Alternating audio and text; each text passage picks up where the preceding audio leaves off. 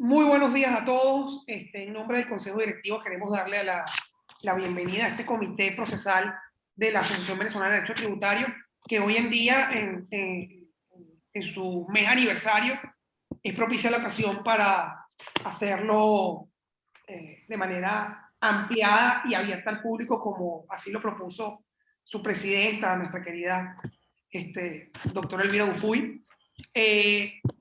En efecto, les decía que la ABT cumplió este mes de julio 52 años, lo que nos compromete a seguir siendo una institución fieles a sus valores fundacionales. Entre ellos, uno de las instituciones o de sus órganos que quizás no por ser uno de los más jóvenes ha sido menos importante, todo lo contrario, el Comité Procesal es un órgano sumamente activo de nuestra asociación. En él encontramos los miembros unas discusiones que son tan interesantes como profundas, pero incluso hasta apasionadas en ella, en las cuales siempre salimos con muy buenas ideas, con ideas decantadas y también entre risas y echaderas de broma entre amigos, ¿no? Además, el Comité Procesal, órgano muy activo de la asociación, insisto, desde hace 6 años, celebran anualmente sus jornadas de derecho procesal tributario, y desde hace algunos años en honor a nuestros litigantes. Y hoy, como parte de esta celebración, de la celebración de los 52 años, nuestra querida presidenta del comité procesal, Elvira Dupuy, quiso abrir este espacio para, digamos, la discusión libre, fraterna y enjuiciosa, como siempre lo hacemos en el comité, a todos los miembros y a todos los amigos de la asociación. Lo quisimos hacer con un tema controversial, novedoso, y a cargo de una persona que definitivamente despierta en cada uno de nosotros una especial admiración y un afecto institucional, una admiración y un afecto académico y de verdad personal, porque es una persona que es fuera de serie, definitivamente. Es una buena persona, es un buen amigo, un buen profesor, y que además, desde el punto de vista institucional, no hubo jornada de derecho tributario en que su condición de decano de nuestra Facultad de Derecho de la Universidad Católica Andrés Bello no nos acompañara, con el mismo cariño y la misma disposición de siempre. Quiero dejar entonces a cargo a la presidenta del Comité Procesal, nuestra querida Elvira Dupuy. Muchas gracias, Juan, por esta introducción. Y ciertamente, como expresidenta de la asociación, pues orgullosa de pertenecer a la misma y de que sigan cumpliendo años en esta labor tan importante de divulgación del derecho tributario accesible para todos. Los felicito nuevamente por la labor que vienen haciendo y que seguirán los próximos consejos directivos manteniendo pues viva esa llama del ABT que prendieron sus fundadores hace más de 50 años. Tenemos la responsabilidad de mantenerla porque es una institución que realmente tiene un peso específico dentro de nuestro país. Bueno, muy agradecida de que Salvador haya aceptado nuestra invitación. Yo creo que, bueno, todos los que estamos aquí conocemos al doctor Salvador Giannuzzi, abogado egresado de la Universidad Católica Andrés Bello, doctor en Derecho, ha sido decano de la Facultad de Derecho de la Universidad Católica, profesor en Derecho Procesal y de Teoría General de la Prueba, de muchos de ustedes también, individuo de número de la Academia de Ciencias Políticas y Sociales, con un trabajo justamente sobre temas probatorios, como fue el principio de incorporación de la prueba en el procedimiento civil venezolano. De tal manera que hablar de la carga dinámica de la prueba, que es un tema tan controversial en estos momentos, pues cuando nos planteamos en el comité procesal tocar este tema, pensamos quién mejor que Salvador Giannuzzi para hablarnos de este tema. Motivo pues de diversas sentencias que se han venido produciendo en la Sala Constitucional del Tribunal Supremo de Justicia de hace algunos años, y bueno, repito, ¿quién mejor que Salvador para introducirnos en el tema y ponernos un poco en la balanza los pros y los contras de esta tesis que pareciera que contrapone definitivamente las reglas de la carga de la prueba que están establecidas en el artículo 1354 del Código Civil y 506 del Código de Procedimiento Civil, versus la posibilidad de la discrecionalidad del juez como director del proceso. De tal manera que, bueno, estamos entre la búsqueda de la verdad material y la discrecionalidad del juez. ¿Dónde poner el fiel de la balanza? Pues, bueno, te cedo la palabra, Salvador. Bueno, muy buenos días a todos. Muchísimas gracias pues a la directiva de la Asociación Venezolana de Derecho Tributario, por supuesto lo que es la Dirección de Derecho de la actividad procesal o procedimental de la asociación. Entonces, por esta invitación a conversar con ustedes sobre el tema que ha planteado pues la profesora Elvira Dupuy. Hay una gran cantidad de personas amigas que estoy viendo por acá, pues otros no me son tan conocidos, pero de todas maneras vamos a tratar de enfocar pues este tema de la manera más franca y más amplia posible. Fíjense lo siguiente, yo quiero comenzar por algo que les parecerá un poco, si se quiere, básico, pero que es importante por lo que han venido sosteniendo, pues que hay que obviar o eliminar la carga de la prueba, y un poco pues los que están asumiendo pues la teoría de la carga dinámica de la prueba. Fíjense lo siguiente, que el proceso pues en general, pues todos sabemos, en cualquier tipo de procedimiento hay una fase para poder hacer los alegatos, tanto de la parte que es promovente, solicitante, como de a quien se le solicita pues una pretensión determinada. Hay una fase después para probatoria, que es la etapa donde se van a ofrecer las pruebas, donde se van a promover las pruebas. Y esto, por supuesto, tiene pues un contradictorio, pues en un momento determinado, si es que hay la necesidad de ello. Y luego, pues una etapa para que el funcionario, el operador de justicia, el juez, se pronuncie sobre si la va a admitir o no. Por supuesto, viene una etapa de la sustanciación de este material probatorio y en definitiva, pues llega un momento en que se debe decidir, y esto es importante, pues que lo tengan en mente, que es la valoración de estos medios de prueba o de las pruebas que se han obtenido a través de estos medios. Y esto es importante porque en esto se van a basar pues algunos que están en contra de lo que señalan pues que hay que abolir la carga de la prueba. Cuando nosotros hablamos pues de las cargas que se ha venido pues definiendo, hoy en día hay definiciones mucho más modernas, como el imperativo del propio interés, como aquella necesidad que tiene una parte de realizar pues actividades procesales en su propio beneficio.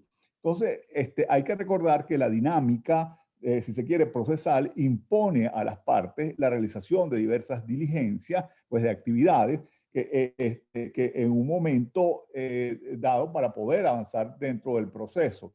Y lo que sería la falta de realización de esta diligencia pudiera llevarle a la parte algunas consecuencias pues, lamentables. Le digo, podría porque pudiera ser que efectivamente que la falta de actividad de la parte no llevara esa consecuencia. Entonces, dentro de esto, pues a las partes les interesa, obviamente, demostrar sus alegatos, las afirmaciones que hayan realizado en las oportunidades previstas por la ley. Entonces, aquí hay que hacer una pequeña disgregación por lo siguiente, porque el procedimiento tiene que ser seguro, es decir, tiene que ser seguro para todos los involucrados, para todos los sujetos procesales, entiéndase tanto las partes como el ente decisor, el juez, el operador de justicia, pues eso tiene que ser seguro. Y esto implica el cumplimiento de las formas o formalidades procesales. Este es otro mito que nosotros tenemos de que efectivamente que la Constitución repudia las formalidades en el proceso. Eso no es cierto. Lo que repudia la Constitución es el exceso de formalidad, la formalidad inútil, que es lo que se puede denominar el formulismo procesal. Pero evidentemente las formas procesales son necesarias para que las partes o todos los sujetos procesales tengan la certeza, la seguridad de cómo y cuándo deben actuar. Entonces, esto no es pues una tontería, sino que es una necesidad. Dentro de estas cargas, retomando el hilo, y sobre todo en aspectos probatorios, vamos a encontrar pues una carga subjetiva y una carga objetiva de la prueba. Esto es importante porque también los que sostienen la tesis de que debe eliminarse la carga de la prueba, entonces también repulsan lo que es la carga objetiva. Dice que la carga subjetiva es el interés que tiene cada uno de las partes de poder comprobar, de poder probar las afirmaciones fácticas que hayan realizado en su oportunidad correspondiente. Fíjense que tenemos, de acuerdo, habría que esperar la trabazón de la litis para poder saber exactamente qué hechos han sido admitidos, qué hechos han sido negados, para poder entonces establecer a quién le correspondería eventualmente la comprobación de acuerdo con el sistema de carga de la prueba. Y de ahí es el interés de que se lleven al proceso la mayor cantidad de pruebas posible. Fíjense que ustedes se preguntarán cuál es el motivo por qué el Código de Procedimiento Civil, no solamente el actual, sino ancestralmente aquí en Venezuela, han venido estableciendo que las pruebas, la promoción de las pruebas son secretas para las partes hasta el día de la publicación. Entonces, inclusive el artículo 110 del Código de Procedimiento Civil establece que el secretario pues las mantendrá en reserva hasta el día que se publique, una vez concluido el lapso de promoción de pruebas. Esto es simplemente para que se aporten, sin saber lo que va a tratar de probar el contrario, se aporten la mayor cantidad de pruebas para que el juez tenga un abanico amplísimo de elementos probatorios para poder decidir con mejor tino. Esa es la razón de ello. Si nos vamos a la carga objetiva de la prueba, tenemos lo siguiente. Entonces, recuerden que en Venezuela y en la mayoría de los países, en Venezuela específicamente en el artículo 243 del Código de Procedimiento Civil, en el ordinal quinto, establece que el juez debe decidir toda controversia. Es decir, el juez no puede hacer el non-liquid y decir, mire, como aquí no hay elementos probatorios, yo no sé qué voy a decidir, yo tengo que decidir de alguna manera. Y aquí es donde los artículos que citaba, pues la profesora Elvira Dupuy, el 1354 del Código Civil, el 506 del Código de Procedimiento Civil, establecen pues lo que sería la carga de la prueba. El 506 es un artículo mucho más moderno que el 1354, pero no se contradicen, no coliden. El 506 amplía, si se quiere, el concepto. Entonces, fíjense que ya el 506 va a establecer que las partes deben comprobar sus afirmaciones de hecho. Es decir, entonces, ¿qué significa esto? Es decir, que no le está diciendo que debe probar el hecho, sino lo que ha afirmado. Entonces, esto ha habido, pues, si se quiere, una gran discusión doctrinaria, porque decían que el brocardo que había, pues, promulgado Bach, el alemán, en su oportunidad, entonces fue mal traducido por Calamandrei. Entonces, ¿quién de alguna manera, se lo enseña Carneluti? Carneluti a sus discípulos iberoamericanos, particularmente suramericanos, entonces donde de allí se toma el código modelo para Iberoamérica y de allí lo toman nuestros proyectistas del vigente código para indicar pues esa norma. Entonces, independientemente de lo que sea, lo importante, y se los resumo, es que yo afirmo un hecho que puede ser falso, pero lo puedo probar. Si lo logro probar, pues evidentemente probé un hecho que era inexistente. Entonces, bueno, esto es una discusión filosófica que, donde él permite, pues por esta vía, el tratar de comprobar pues, un hecho que realmente no ha existido. Entonces, volviendo, tenemos lo siguiente, que si el juez se encuentra con una problemática de que al revisar el expediente no hay prueba, él tiene que darle la razón a alguien. Él no puede declarar el juicio tablas diciendo, bueno, aquí nadie ganó, nadie perdió, sino que tiene que haber un ganancioso y tiene que haber un perdedor. Entonces, ¿y cómo lo determina? Precisamente se va a aplicar la carga objetiva de la prueba, donde pues autores pues connotados han revisado pues este tema. Entonces, ¿qué significa esto? De que efectivamente el juez va a aplicar el artículo 506 del Código de Procedimiento Civil y va a verificar quién tenía la carga de probar. Y quien tenía la carga de probar y no lo hizo es el que tiene que sucumbir en la demanda. Entonces, esto es, digamos, está preestablecido, es una forma, la parte sabe a lo que se está arriesgando si no logra comprobar las afirmaciones fácticas que ha realizado de manera oportuna. Aquí en Venezuela se ha considerado pues una excepción, que es en el caso de la confesión ficta, entonces prevista en el artículo 362 del Código de Procedimiento Civil. Recuerden que esta norma, el 362, establece pues tres condiciones explícitas y una condición implícita para poder producirse la confesión, que el demandado no haya contestado la demanda o lo haya hecho de manera extemporánea, fuera del lapso, pero ya precluido, porque sí se acepta o han venido aceptando la contestación anticipada. En segundo lugar, que no pruebe algo que le favorezca. Entonces, esto ha habido pues también decisiones sobre lo que significa el alcance de esta frase. Y en tercer lugar, de que efectivamente la demanda no sea contraria a derecho. Si se cumplen estas condiciones explícitas, más la condición implícita, que el demandado esté debidamente citado, entonces sí se puede hablar de una confesión ficta. Fíjense que el demandante, por mandato del artículo 340.6 del Código de Procedimiento Civil, tiene que acompañar el documento fundamental, pero también puede acompañar una abundancia adicional de prueba documental. Esto está totalmente permitido. ¿Qué sucedería si el demandado pues, no contesta la demanda, no prueba algo que le favorece, la demanda no es contraria a derecho, pero el caudal probatorio aportado con el libelo se desprende de que efectivamente, es decir, el demandado puede tener algo de razón. Entonces, lo que ha venido señalando la doctrina es que esto no puede tomarse en cuenta porque el demandado no cumplió con la carga y pues tiene que necesariamente decidir de acuerdo a lo que haya solicitado pues el demandante.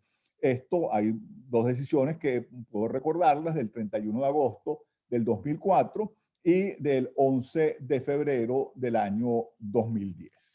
Entonces, tendríamos esto que nos quede claro de que efectivamente se establece de acuerdo con la normativa quién es el que tiene la carga de la prueba. ¿Qué sucede con la carga dinámica de la prueba? Entonces, los que propulsan la carga dinámica de la prueba y están en contra de lo que sería la carga de la prueba, señalan pues de que efectivamente que el movimiento está para lo que sería abrogar, eliminar pues la carga de la prueba, que les repito, está conectada con el tema de la valoración de la prueba o la conectan ellos. Entonces, y dicen que efectivamente que el juez debería tener una libertad absoluta de valoración de prueba y no estar anclado en lo que sería la tarifa legal. Bueno, vamos a revisar aquí, a enunciar pues brevemente cuáles son los sistemas que existen de valoración en Venezuela. En primer lugar, tenemos un sistema de tarifa legal con respecto a tres pruebas que están previstas en la legislación, como son el caso de la confesión, el caso de la prueba documental y el juramento decisorio, que es una hipervaloración que establece la ley en relación con ello, que también en Venezuela se ha venido, pues si se quiere, de alguna manera abrogando. Por ejemplo, fue eliminado en la Ley Orgánica Procesal del Trabajo. Entonces, en otras leyes especiales también entonces establece que la administración pública no puede ni confesar y por supuesto menos absolver un juramento decisorio. Pero tenemos el sistema de la sana crítica, que es el sistema, si se quiere, bandera aquí en Venezuela, establecido en el artículo 507 del Código de Procedimiento Civil. Entonces, donde efectivamente se establece que el juez, basado en la lógica, en sus máximas experiencias, va a determinar o a el valor probatorio que debe tener pues un elemento que se haya incorporado al proceso. Fíjense que inclusive en la Ley Orgánica de Procedimientos del Trabajo se establece pues que la sana crítica inclusive se aplica a cualquier elemento probatorio. Entonces, entiéndase hoy en día dentro de las pruebas tarifadas, la instrumental o documental, porque la propia ley abrogó tanto las posiciones juradas como el juramento decisorio. Luego tenemos lo que sería la valoración integral de las pruebas, que esto se aplica en materia penal. Es decir, todas las pruebas tendrían que evaluarse de manera conjunta, es decir, y no cada una de manera separada. Por supuesto, la confesión en materia penal funciona distinto que en materia civil. Y finalmente, tenemos que en materia del OBNA, la libre convicción razonada. Es decir, el juez es libre para asumir pues, o valorar una prueba, pero tiene que dar una explicación. Y esto es lógico en todos los sistemas de valoración porque es un derecho implícito dentro del derecho de defensa que tienen las partes para saber cómo el juez llegó pues, a una norma determinada, cómo el juez llegó pues, a una conclusión ante una prueba que se le haya sido promovida. La sala, aquí, el Tribunal Supremo de Justicia ha abordado este tema.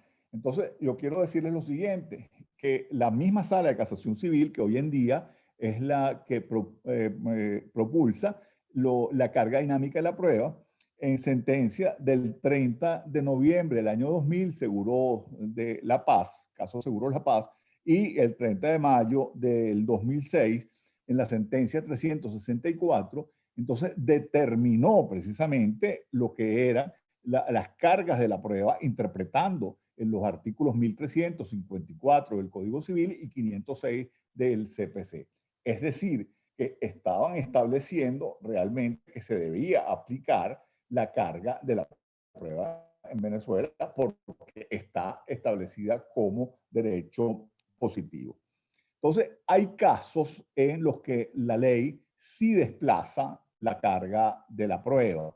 Entonces, por ejemplo, en la ley de tarjetas de crédito, débitos prepagadas, etcétera, entonces se establece pues, de manera expresa de que efectivamente el ente operador de la tarjeta es el que tiene que demostrar.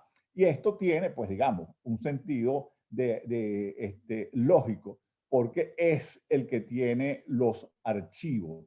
Todo esto se hace pues a través de una forma telemática, de una forma electrónica, y muchas veces uno puede perder el respaldo, pero la empresa operadora lo conserva en sus archivos.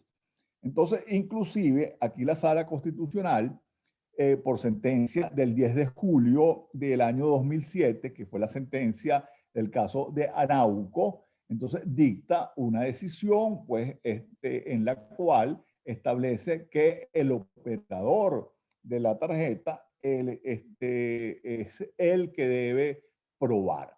Ahora bien, esto realmente aquí se están basando en la teoría del riesgo y no en la facilidad probatoria. Pero yo creo que esto no es aplicable a ninguno de estos casos por lo siguiente, porque si efectivamente a mí la empresa operadora, la tarjeta de crédito, me está cobrando un consumo, el cual yo niego de haber realizado, pues la negativa mía pues es absoluta, entonces, y la carga de la prueba tiene que tenerla el que está afirmando que yo hice el consumo. Debe comprobarme a través del voucher correspondiente que esté debidamente firmado por mí, entonces el consumo que se realizó. Entonces, esto no tiene, a mi modo, nada que ver con la carga dinámica de la prueba.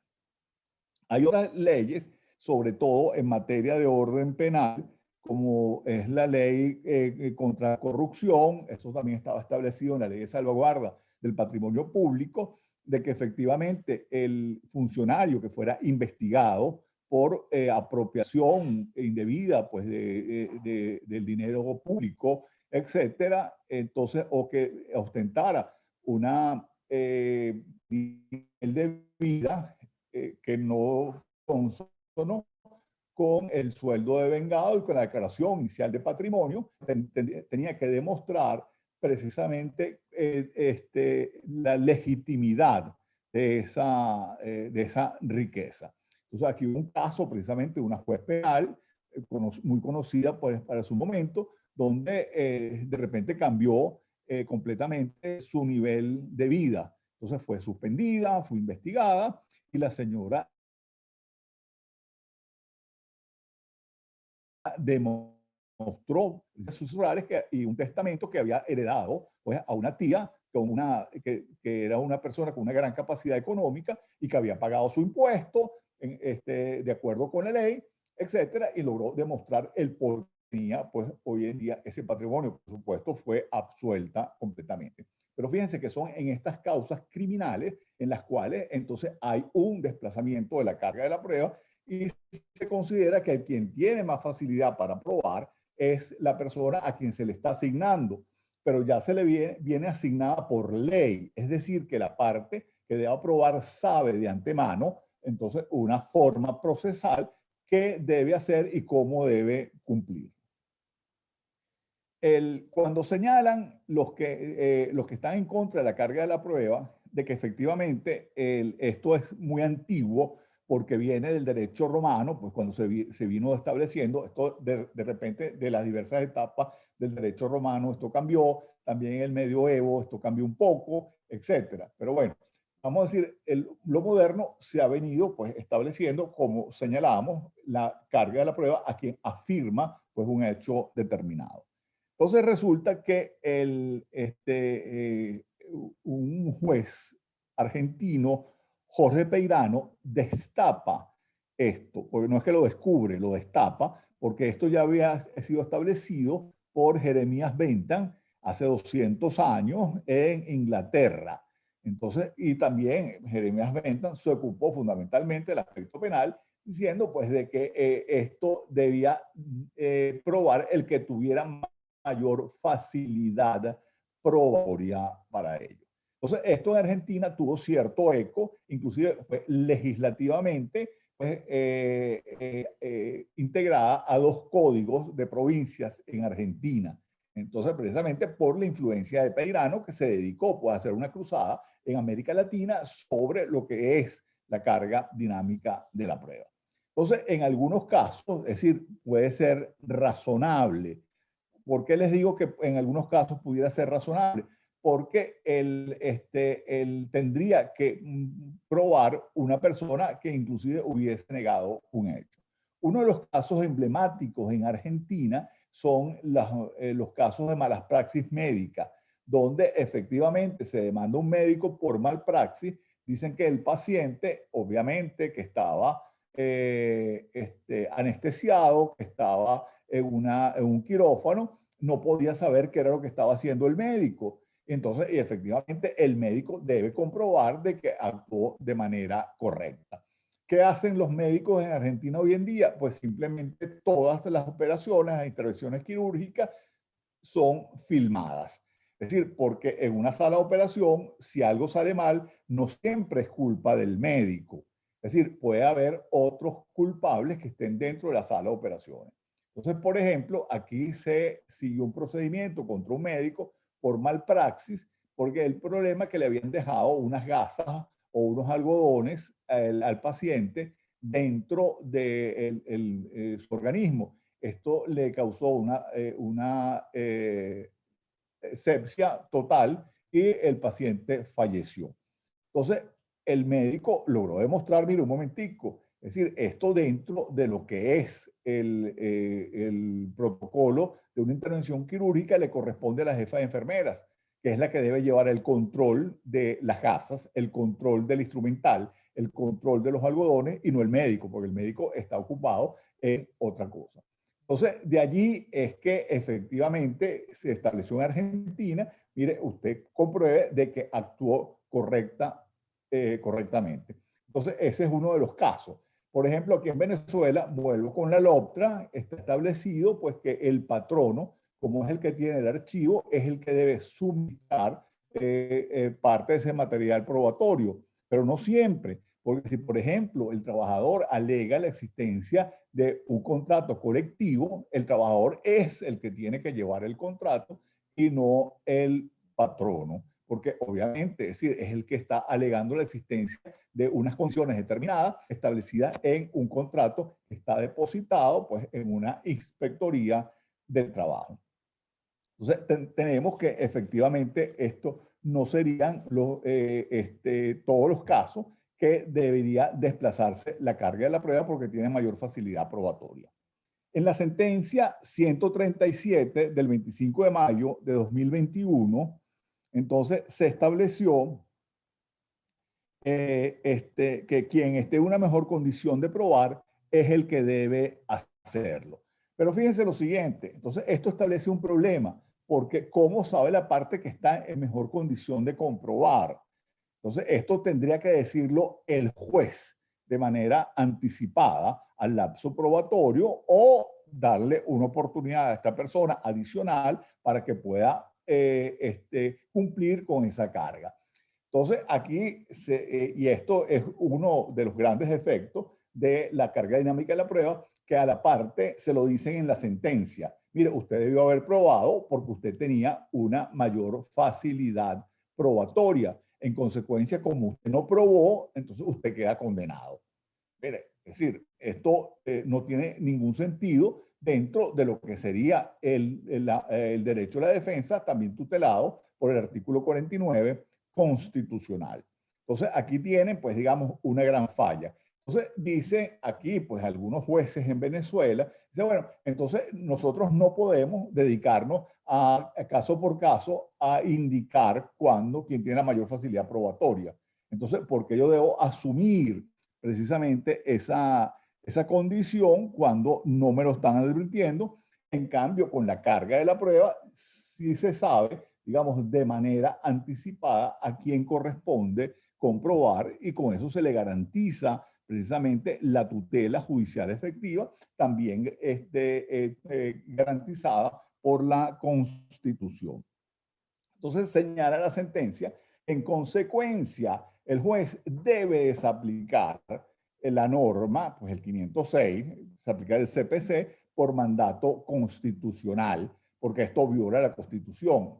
Perdón, yo creo que esto no viola la Constitución en lo más mínimo, pero si efectivamente me tienen que garantizar el derecho a la defensa, me tienen que indicar de manera anticipada que yo tengo que traer la prueba al proceso. Pero si a ver vamos, entonces también aquí en Venezuela se está aplicando el activismo judicial. Es decir, al juez se le han concedido cada vez mayores facultades, mayores potestades para que pueda traer elementos probatorios al proceso o que pueda aclarar pues, hechos en el proceso mediante autos complementarios de prueba, mediante autos para mejor proveer, mediante la normativa pues, que establece donde le faculta al juez para poder promover determinados elementos, medios de pruebas establecidos en la ley. Entonces, el juez que puede hacerlo y estaría, pues digamos, de alguna forma obligado a hacerlo de conformidad con el artículo 12 del Código de Procedimiento Civil, que debe buscar la verdad dentro de los límites de su oficio. Entonces, hágalo el juez y no se lo imponga pues, a una parte que posiblemente ignore que debe hacerlo. Adicionalmente, entonces, esto puede sustanciar algunas pruebas, puede llevar un costo importante. Entonces, esto pareciera que va contra la lógica natural de que efectivamente una persona tiene una inversión de dinero para perjudicarse.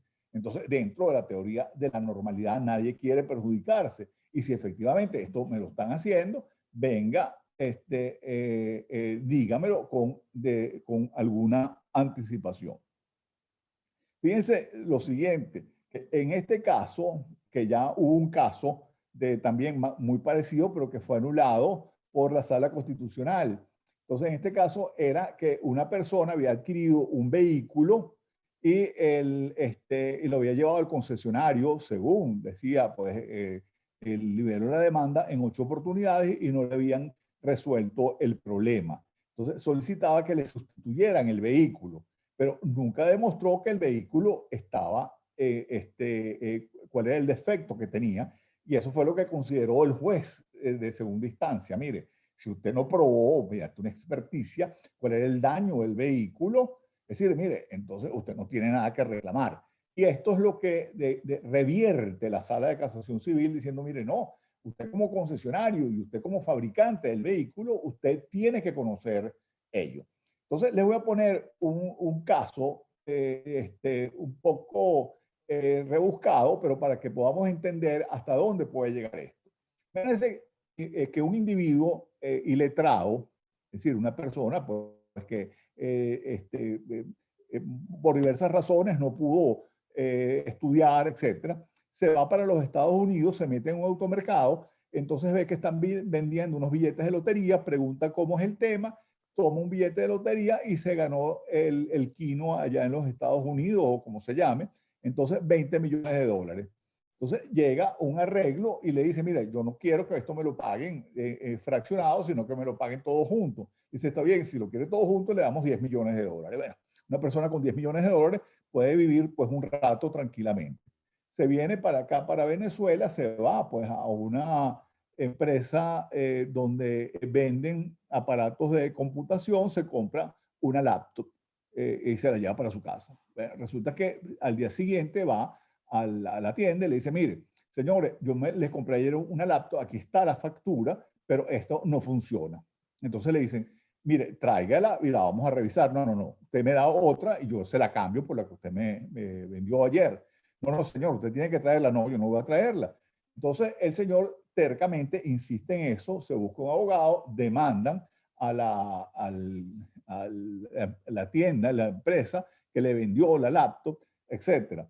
Entonces, esta empresa, ¿cómo se va a defender? Dice, mire, si nunca me han traído la laptop. Entonces, el código del 16 sí traía pues una norma, el artículo 218, donde establecía que podían solicitar anticipadamente la exhibición de la cosa objeto del litigio. Entonces, en medio de todo el proceso, entonces allí tienen que promover una experticia, tienen que, la parte demandada tendrá que contestar casi que genéricamente la demanda, no tiene defensas, no sabe lo que está sucediendo. Entonces, y de acuerdo con la sentencia esta de mayo, la empresa tendría mayor facilidad probatoria porque conoce lo que el mecanismo, pero nunca ha visto el objeto después que fue entregado. Bueno, el resultado, para hacerle la historia corta, se promueve una experticia, se hace la experticia y el experto determina, mire, es que la batería no está cargada porque nunca el aparato fue enchufado. Es decir, que el comprador no tenía idea que tenía que enchufar eso, la laptop, a un toma corriente para cargar la pila y que pudiera funcionar.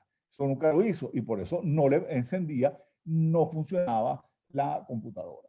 Entonces, de acuerdo con esta sentencia, entonces este demandado, porque es un experto, porque vende estos aparatos, tendría que saber de manera anticipada qué era lo que estaba sucediendo. Entonces, por supuesto que esto no tiene ni pies ni cabeza. Pongámonos otro caso, que efectivamente el juez determina de manera anticipada, no en la sentencia, sino antes de que se inicie el lapso probatorio, quién tiene que probar. Entonces, desplaza de esta manera la carga de la prueba, fundado en la teoría de la carga dinámica de la prueba. Pero el juez se equivoca. Es decir, el juez actuó de manera incorrecta, el juez puede equivocarse. Entonces, esto ni siquiera debería tener una apelación, inclusive una apelación en ambos efectos. Entonces, esto, hoy en día, esto no lo tiene. Entonces, yo me tengo que cargar algo que no puedo comprobar porque el juez se equivocó. Y al no hacerlo, pues simplemente estoy incumpliendo con mi carga y me van a decir, usted no probó lo que debió haber probado y en consecuencia, pues, usted es el perdidoso dentro de este proceso. Entonces, fíjense lo siguiente, esto que da es una gran inseguridad. Cuando se estaba discutiendo la reforma del Código de Procedimiento Civil, entonces, a insistencia precisamente de la Sala de Casación Civil, se incluyó una norma relativa a la carga dinámica de la prueba. pero se establecieron unas condiciones siguiendo un poco el Código de Procedimiento Civil colombiano. En primer lugar, que la persona tuviera a cargo, pues a quien le están desplazando la carga de la prueba, tuviera el acceso al sitio, al local, etcétera, o donde estuviera el objeto.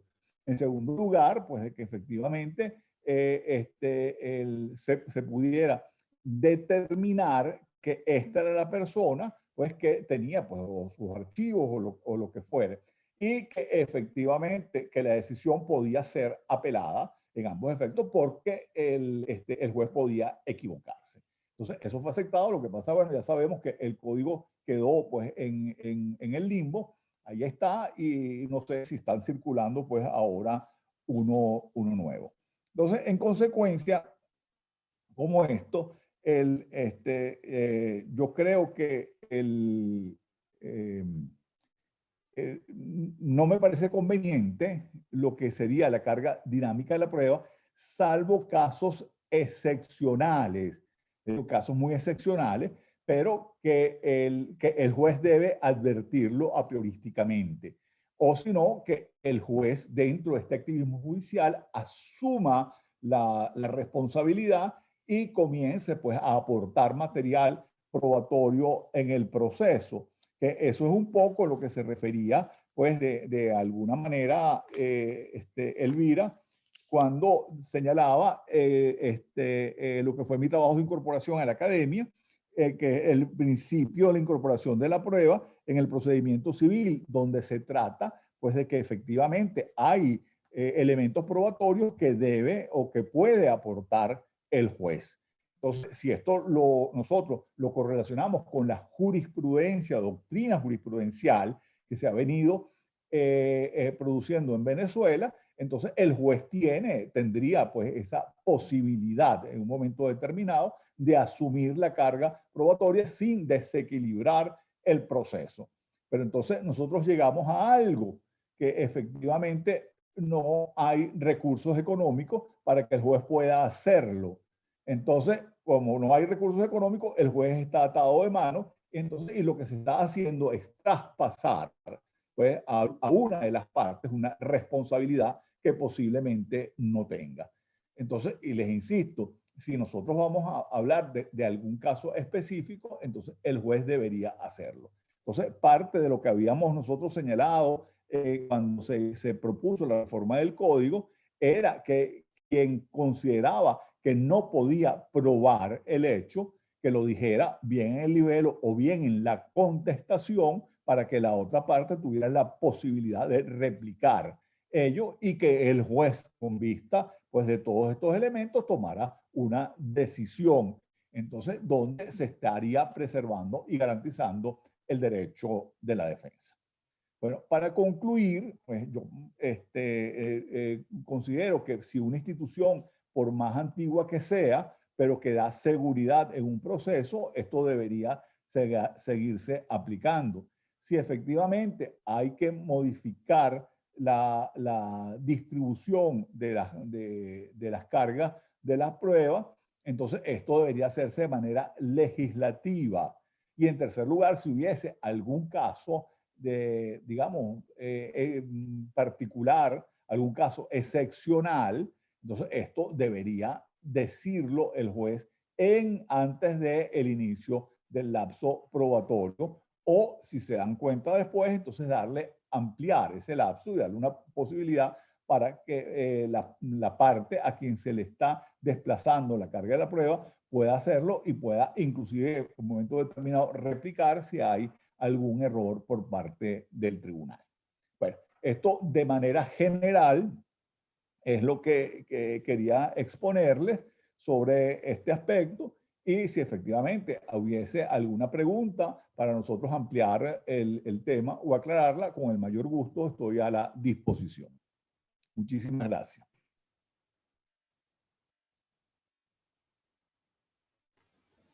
Muchas gracias, Salvador, por tu excelente exposición. Realmente quedo preocupada con el tema porque cuando uno lee las sentencias del Tribunal Supremo de Justicia y particularmente las de la Sala Constitucional, todo el desarrollo que realizan en la parte emotiva, es como que esto es lo moderno, lo correcto, lo bueno, pero parece que esto más bien lo que genera es mayor inseguridad jurídica para las partes, como tú lo planteas. Por aquí tenemos algunas preguntas. Gloria Cortés te pregunta lo siguiente: ¿el hecho que el juez incorpore pruebas en el proceso puede interpretarse como parcialidad con una de las partes? No. Es decir, eso sería muy excepcional. ¿Por qué motivo? Porque es que normalmente no se sabe cuál va a ser el resultado al sustanciar la prueba. Entonces, por ejemplo, el artículo 401.3 del Código de Procedimiento Civil dispone de que el juez puede llamar a declarar al testigo promovido y no evacuado o a un testigo que haya sido mencionado en la secuela del proceso. Entonces, obviamente, salvo pues que el testigo haya sido apostillado, es decir, se indique sobre los aspectos o tópicos se va a declarar, posiblemente nosotros no sabemos cuál va a ser en definitiva la declaración del testigo. Entonces puede ser en favor o en contra de la parte promovente o favorecer al contrario. Entonces eso se va a saber una vez que el testigo haga la deposición. Entonces allí esto no sabemos si lo va a favorecer o no. Entonces, por ejemplo, el caso de una experticia, no se sabe cuál va a ser el resultado definitivo. Entonces, imagínense que un reclamo a una empresa aseguradora por una póliza de seguros de vida, entonces, donde aparezca en el certificado de defunción que la persona falleció de un infarto, pero le tomaron unas fotografías al cadáver y el juez ve que el cadáver estaba verde. Entonces, bueno, qué raro, una persona que le dio un infarto y tener un cadáver verde. Entonces, ordena hacer una experticia, exhumar el cadáver, hacer una experticia para ver las condiciones mediante el artículo 401, el 514 o el mismo 451 del Código de Procedimiento Civil. Entonces, y los expertos o el experto determina que la persona fue envenenada, es decir, que ingirió veneno. Entonces, bueno, entonces ya esto cambia completamente la situación. Lo que el juez era inquiriendo la verdad. Ahora, pudiera pasar de que efectivamente un juez coluda con una de las partes para obtener algo, o el juez le esté sacando las castañas del fuego a una de las partes por cualquier motivo. Entonces, esto pudiera ser, pero yo no creo que sean los casos más frecuentes que vayan a suceder. Si nosotros hacemos un arqueo judicial aquí en Venezuela, encontramos que en los tribunales de instancia prácticamente ningún juez en los últimos años ha ordenado ninguna prueba. Y los que la ha ordenado es la sala político-administrativa, sobre todo en materia de obtención de informes, de acuerdo con el 433 del Código de Procedimiento Civil, con una interpretación un poco rebuscada, pero evidentemente al solicitar la información no se sabe tampoco cuál va a ser el resultado de ello. Si efectivamente es positiva, negativa, eso se va a determinar una vez que llegue la información y que el juez pues le vaya a dar el contenido que corresponde. Por aquí está Manuel Iturbe, que es miembro del Consejo Directivo de la Asociación, que está levantando la mano. Manuel. Bueno, buenos días, Salvador. Te felicito por tu excelente exposición. Bueno, te quería plantear un caso, no lo quería escribir porque es largo escribirlo y es más fácil explicarlo verbalmente, ¿no? Nosotros tenemos en materia tributaria un tema que, bueno, que siempre hemos discutido con la Sala Político-Administrativa y los tribunales superiores contencioso tributario, que es la responsabilidad solidaria del agente de retención. Porque cuando el agente de retención no practica la retención de impuestos de la renta, pues se le exige la responsabilidad solidaria de ese impuesto no retenido.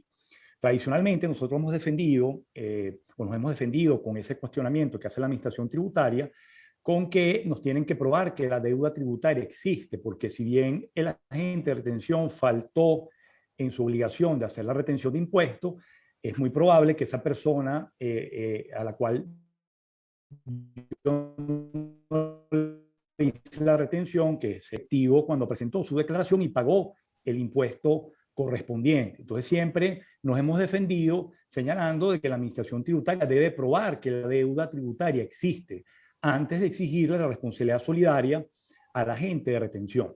Sin embargo, la jurisprudencia jamás nos ha dado la razón y siempre ha dicho, bueno, la mayoría de las sentencias, que el agente de retención tiene que probar que efectivamente el contribuyente pagó esa obligación tributaria cuando presentó su declaración de impuesto sobre la renta.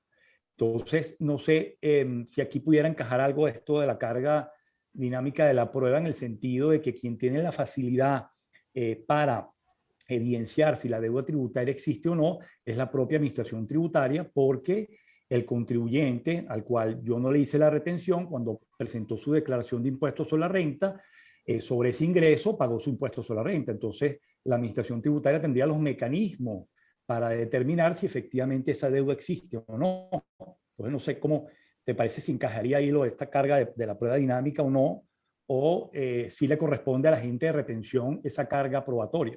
No sé si me explico la idea tributaria, porque como es terminología tributaria, no sé si te familiarizas con lo que estoy mencionando. No, bueno, sí, no está muy bien explicado, Manuel, el caso, pues realmente que sí. Fíjate lo siguiente, pues si nosotros aplicamos a esto la sentencia de Anauco, diciendo de que efectivamente el operador de las tarjetas de crédito era el que tenía pues el archivo y en consecuencia pues tiene la carga de probar, esto mutatis mutandis pudiera aplicarse también para lo que sería la administración pública.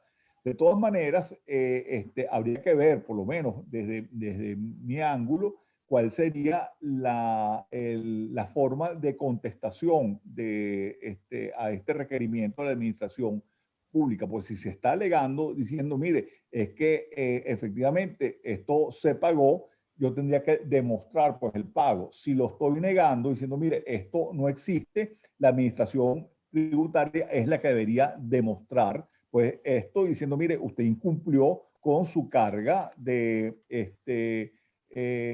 impositiva al no haber pagado pues el impuesto, o lo que usted pagó no se correspondía,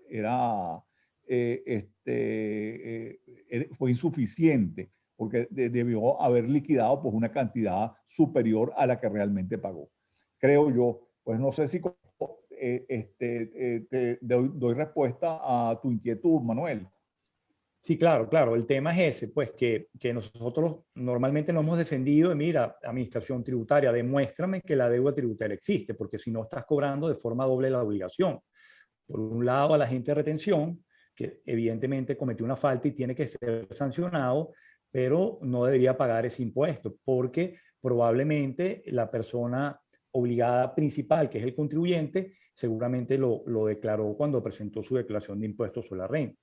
Entonces, claro, para el agente de retención tendría que pues promover una experticia que evidencie que el contribuyente incluyó ese ingreso en su declaración de impuestos sobre la renta y que tributó sobre ese ingreso, para que la administración tributaria no te exija la responsabilidad. Pero mi pregunta va más allá: a quien tiene mayor facilidad probablemente es la propia administración, que tiene esa declaración que presentó el contribuyente.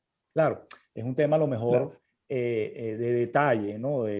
Probablemente la declaración va a tener unos totales y no necesariamente va a tener la especificación de que ese concepto efectivamente se incluyó en la declaración. O sea, no es fácil, pues.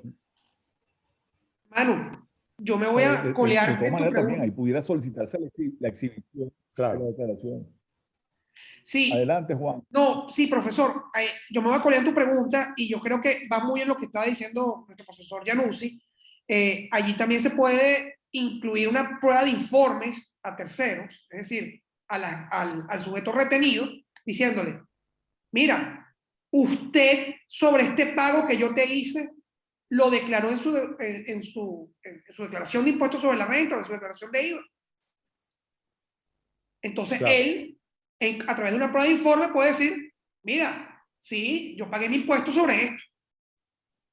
Y eso libraría la obligación de pagar el impuesto de la responsabilidad solidaria. No te libraría de la multa, pero sí de la responsabilidad solidaria, ¿no? Totalmente, Sí. totalmente. De hecho, hay decisiones en línea con esto que está diciendo, donde han señalado que en el caso de los informes, o sea, en este caso tú estás hablando de los informes a un tercero, pero han señalado que tú puedes solicitar los informes, pero al tercero, no informes a la administración tributaria, porque en el caso de que sea la administración tributaria, que es tu contraparte, lo que procede es la prueba de exhibición. Y una de las cosas que se ha señalado, y sobre eso hay algunas decisiones de la Sala Político-Administrativa, que es la que conocen apelación de los casos nuestros, es justamente el que en materia de exhibición de documentos que tengan que ver con la administración tributaria, es evidente que la administración tiene todos los archivos y no puede negarse a exhibirlos, siendo que, como decía Salvador, justamente es el ente que tiene la posibilidad de acceder a la información. Por aquí está María Genoveva, pero vamos que tengo varias personas que hicieron una pregunta acá. Antes de darle la palabra a María Genoveva. Por aquí, Maribel Castillo pregunta si civil.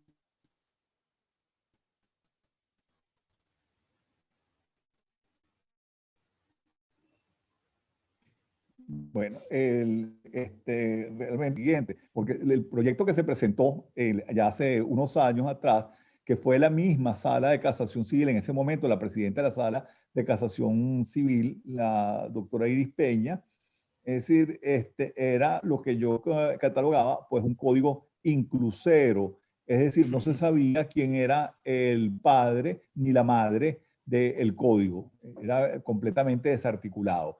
Se logró, pues precisamente la Asamblea Nacional nombró una comisión en la cual pues yo formé parte para tratar de reestructurarlo y se logró pues hacer una reestructuración, por supuesto, hubo también muchas discusiones, pero se logró hacer un proyecto bastante razonable. Hoy en día esto simplemente quedó pues en el limbo, no se sabe en dónde está, y se comenzó a circular uno que era una reforma, a mi modo de ver, bastante inadecuada, lo que se estaba presentando.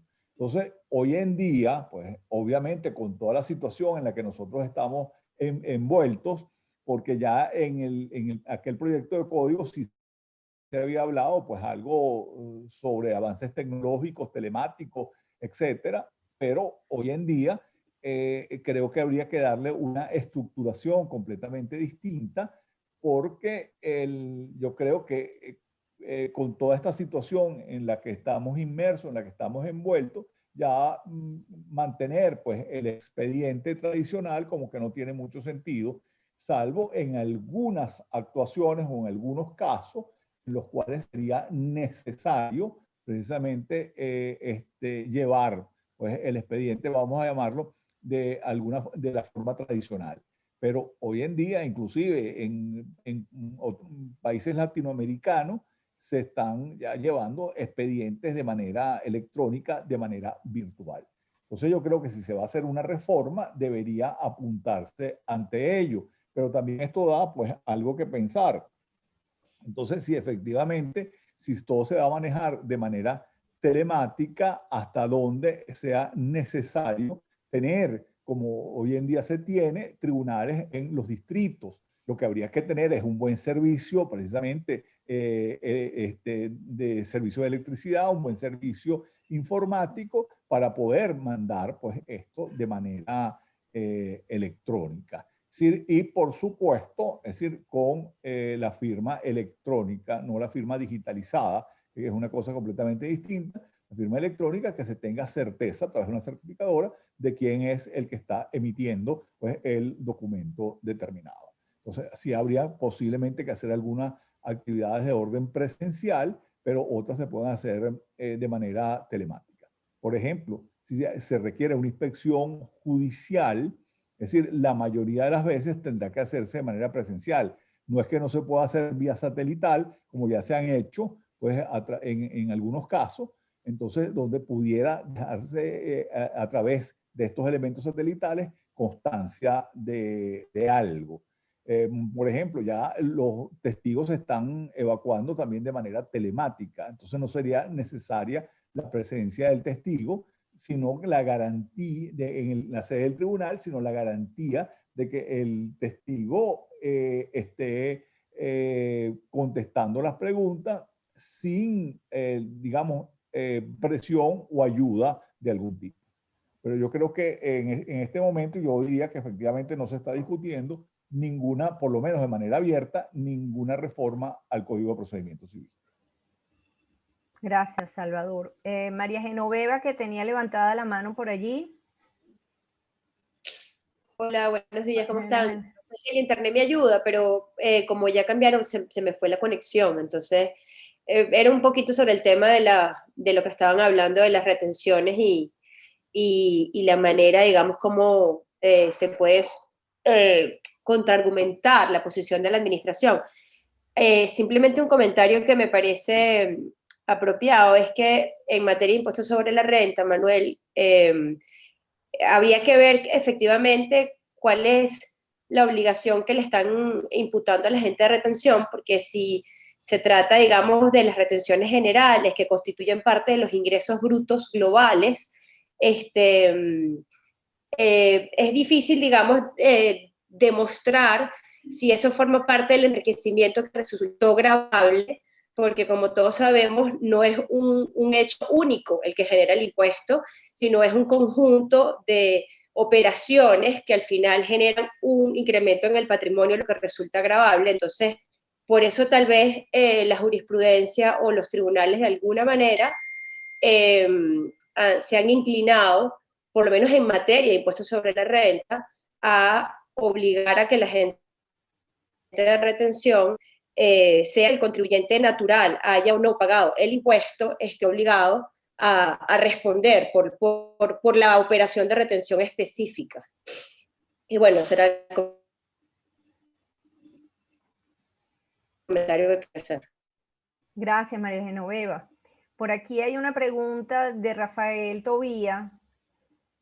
En criterio del profesor Januzzi, ¿puede considerarse que lo que se conoce como teoría de la carga dinámica de la prueba es una forma de vestir lo que realmente es un activismo judicial o una desaplicación arbitraria de la regla general de la carga de la prueba?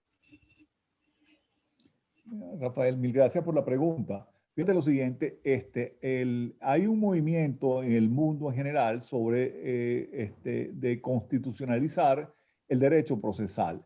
Aquí en Venezuela, desde que se creó el Tribunal Supremo de Justicia y por supuesto se impuso la Constitución vigente, entonces digamos, esta constitucionalización del derecho procesal ha avanzado de alguna manera, no voy a decir que expedita, pero sí ha ido avanzando de alguna forma. Entonces, obviamente, hay elementos que nosotros no podemos desconocer y que nos parecen que sean y que son realmente adecuados. Por ejemplo, el de que se garantice constitucionalmente la tutela judicial efectiva, de que efectivamente Venezuela se convierta pues, en un estado de justicia, de que el artículo 49 constitucional con respecto al derecho de defensa, cuyo ordinal primero también garantiza el derecho de la prueba.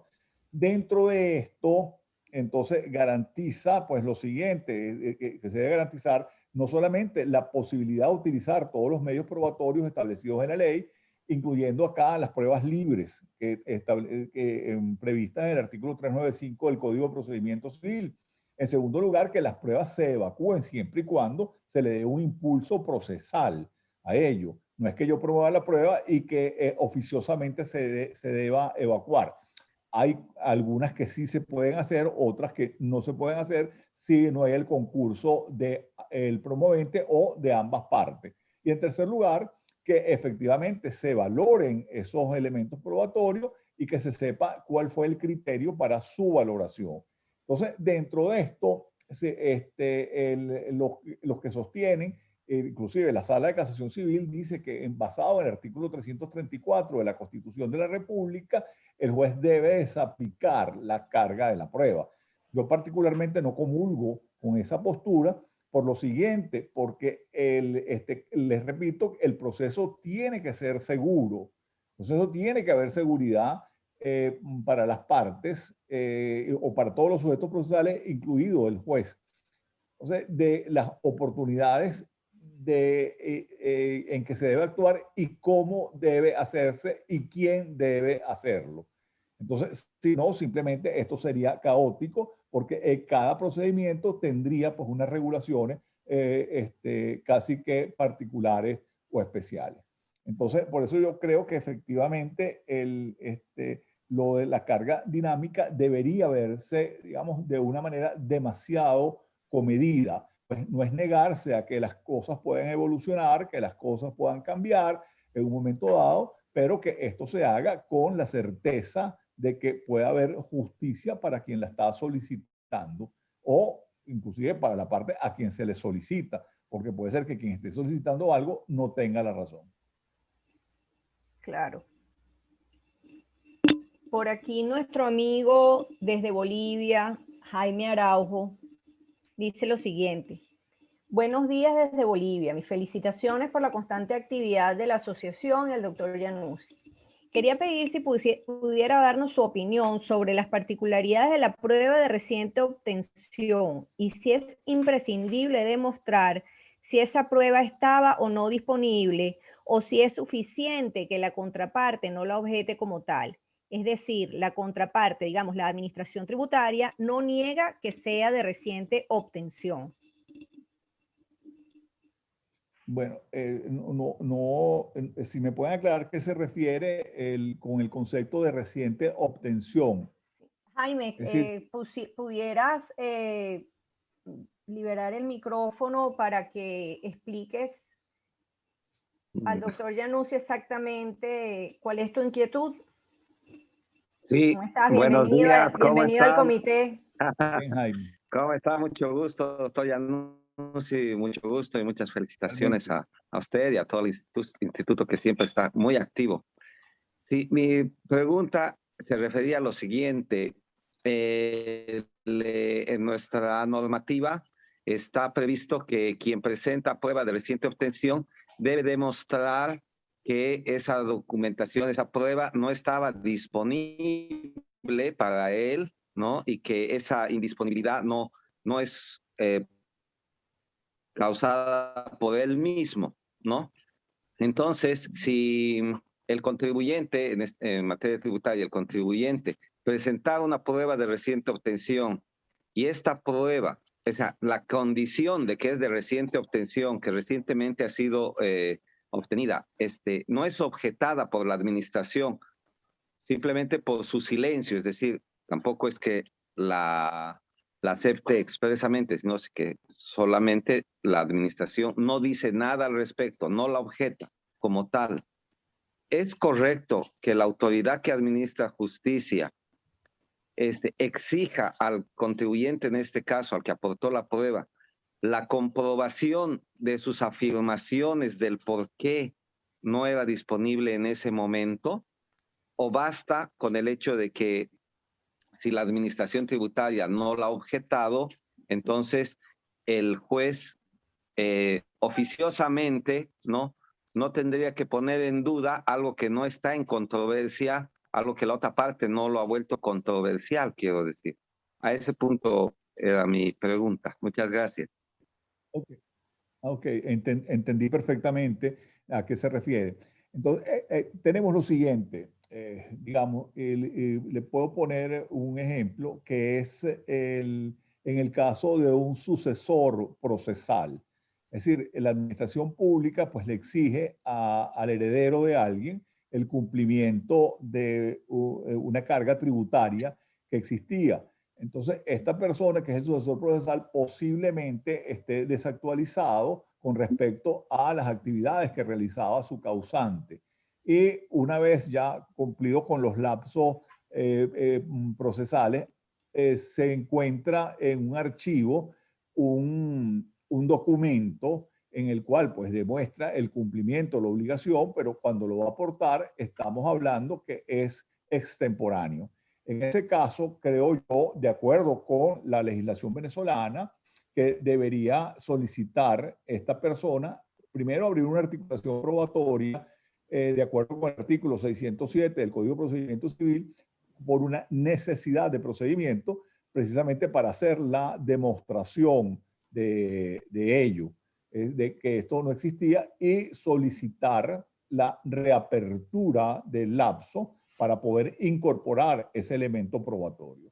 En el caso que la administración no diga nada, posiblemente si el elemento era extemporáneo, fue aportado extemporáneamente, no tiene por qué decir pues absolutamente nada y el tribunal no debería considerarlo. Pero si se hace bajo este esquema que le estoy señalando, ahí pido que se me reabra el lapso, acompaño en este caso pues la documentación que corresponda y solicito que por una necesidad de procedimiento se abra una incidencia para demostrar que esto existía pues en un archivo determinado que estaba en un sitio X y que antes no había acceso a él. Yo creo que sería pues digamos por esa vía excepcional que pudiera considerarse, pues, de acuerdo con la legislación venezolana, pues obviamente.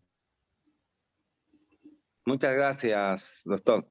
No, Jaime, gracias a ti. ¿Alguna pregunta adicional? ¿Alguien quiere hacer algún comentario antes de que cerremos el evento?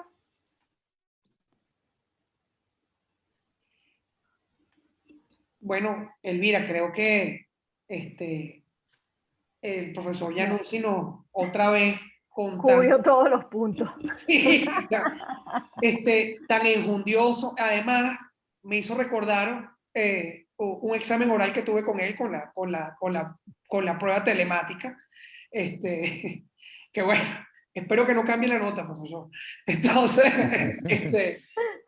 para culminar, profesor, algunas palabras para los miembros del comité y nuestros amigos invitados. Y bueno, yo en primer lugar pues agradezco profundamente pues esta posibilidad de haber realizado esta conversación con el comité y con los invitados pues a este comité ampliado que se hizo, porque este es un punto donde está en plena efervescencia pues aquí en Venezuela. Y nosotros lo que tenemos que abogar no es porque no es que no se realicen los cambios, sino que si se van a realizar los cambios, esto tenga pues una certeza y una seguridad que nos brinde pues a todos para el desenvolvimiento de nuestro ejercicio profesional en el campo que corresponda. Me quiero reiterar a las órdenes si efectivamente en algún momento puedo ser útil para hacer alguna exposición sobre un punto determinado, con el mayor gusto estoy a la completa disposición. Pues porque, bueno, no solamente por el tema en sí, sino como decía Juan al principio, yo siento una devoción particular, aunque nunca he ejercido el tributario, por la Asociación Venezolana de Derecho Tributario, por la labor que realiza, y realmente si se puede apoyar en lo que sea, cuenten conmigo para ello. Muchísimas gracias, Salvador.